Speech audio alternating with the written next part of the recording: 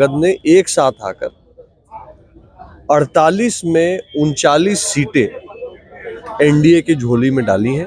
इसके लिए शाहाबाद की जनता का, शाहाबाद मगध के कार्यकर्ताओं का हार्दिक अभिनंदन, स्वागत और आभार है। सबका परिवार एक साथ बना रहे और जो भी अंतर्कलह है वो जल्द सुलझा लिया जाए।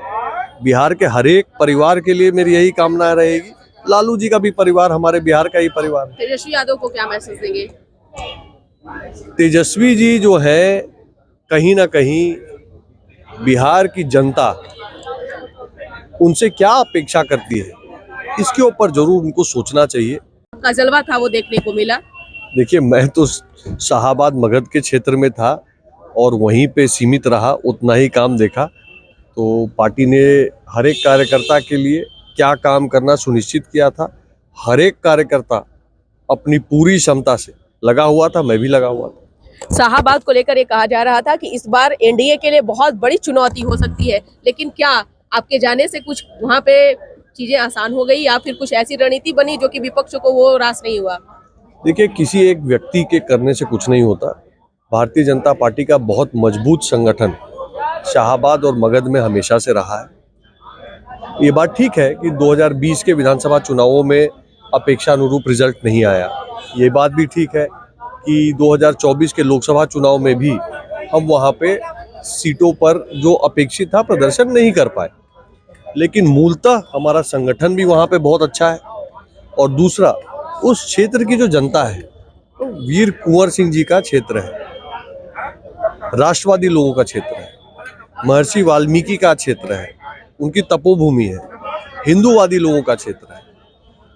तो इस बार पूरी तरह से शाहाबाद और मगध ने एक साथ आकर 48 में 39 सीटें एनडीए की झोली में डाली हैं। इसके लिए शाहाबाद की जनता का, शाहाबाद मगध के कार्यकर्ताओं का हार्दिक अभिनंदन, स्वागत और आभार है। सिर्फ शाहाबाद की ही बात नहीं की जाए, सीमांचल का भी जो सीट है वो भी एनडीए के खाते में गई। ऐसा कैसे हुआ? विपक्ष भी कह रहा है कि कहीं ना कहीं ईवीएम की गड़बड़ी हो सकती है। ऐसे कैसे हो सकता है? गड़बड़ी ईवीएम की नहीं है। बिहार की जनता की सूझबूझ को गाली नहीं देना चाहिए। बिहार की जनता के निर्णय को सराखों पे लेना चाहिए। बिहार की जनता ने चॉइस किया। बिहार की जनता का क्या चॉइस है? जातिवाद को नकारा, विकासवाद को अपनाया। बिहार की जनता का क्या निर्णय है? चारा खाने वाले लोगों को दूर भगाया, ईमानदार राजनेताओं को मोदी नीतीश को लाया। बिहार की जनता का क्या चॉइस है? काम करने वाली सरकार जो रिजल्ट देती है उसको लाया और वायदे, बड़ी बड़ी बातें करके जनता को लुभाने का जो लोग प्रयास कर रहे थे उनको नकारा। तो बिहार की जनता की सूझबूझ को हमको लेके चलना चाहिए। ऐसी ईवीएम के ऊपर दोषारोपण करके अपनी कमियों को छुपाने का प्रयास नहीं करना चाहिए। नीतीश कुमार की विचारधारा को बिहार की महिलाओं ने काफी पसंद किया। महिला वोटर्स भी इस बार बढ़ चढ़ के जो है एनडीए को वोट किया। इसके पीछे की वजह बिहार की जो हमारी बहनें हैं, कहीं ना कहीं राजनीति में अब उन्होंने अगुवाई पकड़ ली। अब महिला सशक्तिकरण की कोई जरूरत नहीं है, महिलाएं ही अगुवाई कर रही हैं और पुरुष उनके पीछे पीछे चल रहे हैं। और हमारी बहनों ने स्पष्ट निर्णय किया कि जंगल राज को नहीं लौटने देना है। उन्होंने स्पष्ट निर्णय किया कि जिसने हमारी बच्चियों को स्कूल भेजने के लिए साइकिल और मिड डे मील की व्यवस्था की, जिसने हमारी बेटियों की शादी की व्यवस्था की, जिसने हमारी बहनों को शादी के उपरांत जीविका से जोड़ने का काम किया, व्यवसाय से जोड़ के आमदनी से जोड़ा, जिस नीतीश कुमार ने पंचायती राज सिस्टम में आरक्षण देके अपनी बहनों को नेतृत्व में सरकारी व्यवस्था में सम्मान दिलाने का काम किया, हमारी बहनों ने दिल खोलकर मोदी और नीतीश जी को आशीर्वाद दिया और हम अपनी बहनों के लिए कृतज्ञ हैं। एक ओर जहां एनडीए में जीत का जश्न है तो दूसरी ओर लालू परिवार पर संकटों का पहाड़ टूट पड़ा है। रोहिणी आचार्य ने मार्मिक पोस्ट की अपने सोशल मीडिया पर। उसको कैसे देख रहे हैं तेज प्रताप यादव? इससे पहले ही पार्टी से और परिवार से दोनों जगह से वो दूर हो गए थे। देखिए, उनका पारिवारिक विषय है।